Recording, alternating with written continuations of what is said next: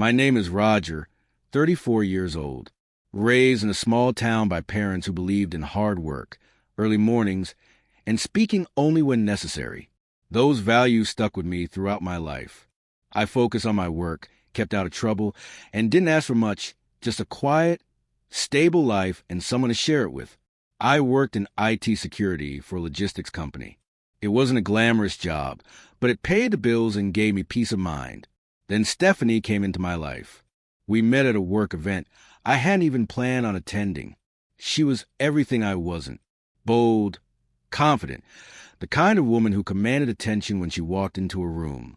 She had a way of making people listen, as if she belonged in the spotlight. And somehow she noticed me. Our first conversation felt effortless, and we quickly became inseparable. Before long, we were spending more time together. Dinners, late-night drives, quiet movie nights. She brought excitement into my world, and I believed I gave her balance. She made me feel like I was enough, just as I was. Looking back, I realized I probably needed to believe that more than she actually meant it. Things moved quickly. Within 6 months, we were living together, and a year later, I proposed. Stephanie worked as a lifestyle consultant, helping people refine their image and build their personal brands. I never quite understood the full extent of her job, but she was good at it. She knew how to sell an idea, especially the idea of us. At first, her energy was exhilarating, but over time, it started to weigh on me. Little comments began to chip away at my confidence. She'd tease me about my wardrobe, roll her eyes when I talked about my job, or laugh and say, if I hear the word firewall one more time, I might lose it. She brushed it off as a joke, but it didn't feel funny. Still, I told myself I was overreacting. She was just blunt, stylish, and direct. Maybe I was too sensitive. When wedding planning started, she took the reins. Designer dress, high-end venue, expensive photography. I didn't complain. I picked up extra work, skipped vacations, anything to make sure she had the wedding she wanted.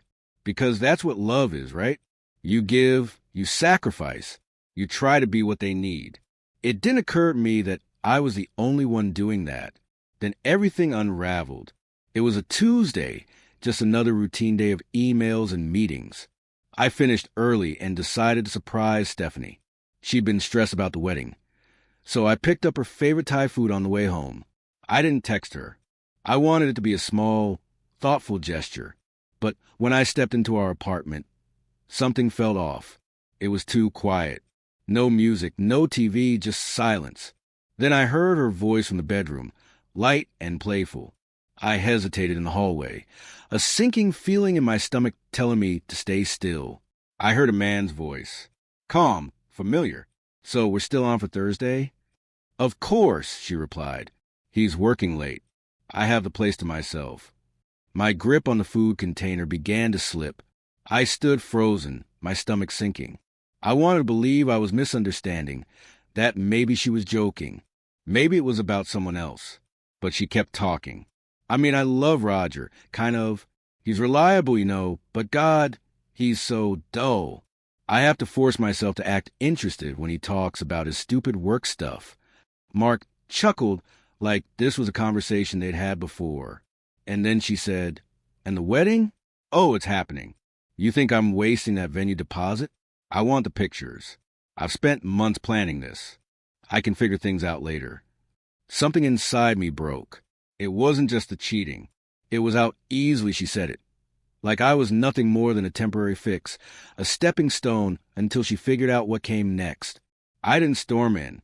I didn't yell. I didn't even let them know I was there. Instead, with shaking hands, I pulled out my phone and started recording. She kept talking, laughing about a hotel suite, expensive wine, and a perfect night, all paid for by me. The way she said it, like I was a fool, like it was all just a game. I let it record a little longer before slipping my phone back into my pocket and quietly walking out the door.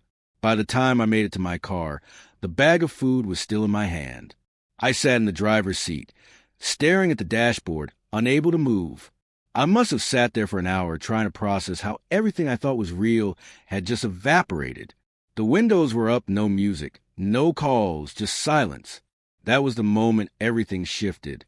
Not later, not in the middle of an argument, but right there in my car with dinner in my hands for someone who had just admitted she was using me. I didn't confront her immediately. I knew if I spoke too soon, she would twist the narrative, turn it into something else, cry, deflect, somehow make me the villain. But I didn't want just another fight. I wanted the truth to hit where it would hurt. So I stayed quiet. If I was going to end this, I needed time, space, and a plan. The next few days felt unbearable. I went to work, came home, kissed her on the cheek like nothing had changed, all while feeling like I was falling apart inside. Every glance, every embrace, every word between us felt like a carefully rehearsed performance. Meanwhile, I was gathering everything. Recordings, phone logs, even cross-checking her calendar. The nights she met up with Mark were more than just Thursdays. I told my friend Kevin about it. Someone who'd been through something similar. His words stuck with me. You don't know her silence. That's when the idea came to me. Stephanie had planned an elaborate engagement party, a high-end event at a rooftop lounge, complete with photographer, catering, and lights. To her, it was more than a celebration. It was a chance to craft another perfect moment for social media. She had even captioned one of our photos, calling it the next phase of our love story. At the time, I hadn't said much. I let her plan it. But now, that event was going to serve a different purpose. She thought it would be her moment to shine. Instead, it would be my stage. I arrived late on purpose. By then, she was already circulating to the crowd, laughing, sipping wine, looking effortlessly elegant in a black dress and red lipstick. The room buzzed with music and conversation until I walked in. Unlike everyone else, I wasn't in formal attire. I wore jeans and a simple t-shirt with "Trust is earned" across the chest. Her smile faltered when she saw me. "Roger, what are you wearing? Are you okay?" I stepped up to the mic near the DJ booth, tapped it twice, and let my voice carry over the speakers. "Hey, everyone, sorry to interrupt. I just want to say a few words about the woman I was supposed to marry." The atmosphere shifted immediately.